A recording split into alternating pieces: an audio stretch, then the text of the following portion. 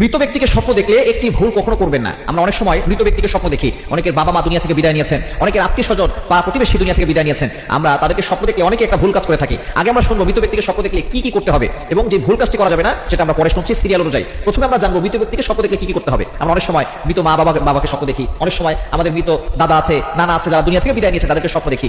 যদি আপনি মৃত ব্যক্তিকে স্বপ্ন দেখেন যে সে হাসি মুখে আছে, মনে করবেন সে কবর জগতে ভালো আছে। আর যদি দেখেন যে মৃত ব্যক্তি সে খুব কষ্টে আছে, কান্না করছে অথবা ভয়ঙ্কর কোনো জায়গায় রয়েছে, তাহলে মনে করবেন সে খুব কষ্টে আছে। যদি আপনি এই স্বপ্ন দেখেন যে সে কষ্টে আছে, তাহলে আপনি তার জন্য সদাকা করবেন, যতটুকু পারেন দান করবেন। আপনি যতটুকু পারেন কোরআন তেলাওয়াত করে তার জন্য দোয়া করবেন, নফল নামাজ পড়ে তার জন্য দোয়া করবেন। কারণ যারা দুনিয়া থেকে বিদায় নেয় তারা চাতক পাখির মতো তাকিয়ে থাকে, কখন আমাদের জন্য একটু দোয়া করা হবে। তারা দুনিয়ার কোনো সম্পদ চায় না, টাকা পয়সা চায় না, তারা শুধু চাতক পাখির মতো তাকিয়ে থাকে কখন আমাদের জন্য একটু সওয়াব আসবে, আমাদের জন্য আমাদের সন্তানরা একটু দোয়া করবে। এজন্য সন্তান যারা আছে, পিতামাতা মারা গেলে এবং কোনো দাদা দাদি নাতি যদি এমন থাকে যে সে বড় আলেম হয়েছে অথবা সে কোরআন শরীফ পড়তে জানে, সে তার দাদা দাদির জন্য দোয়া করবে, সদাকা করবে, এরপরে কোরআন তেলাওয়াত করে দোয়া করবে, নফল নামাজ পড়ে দোয়া করবে।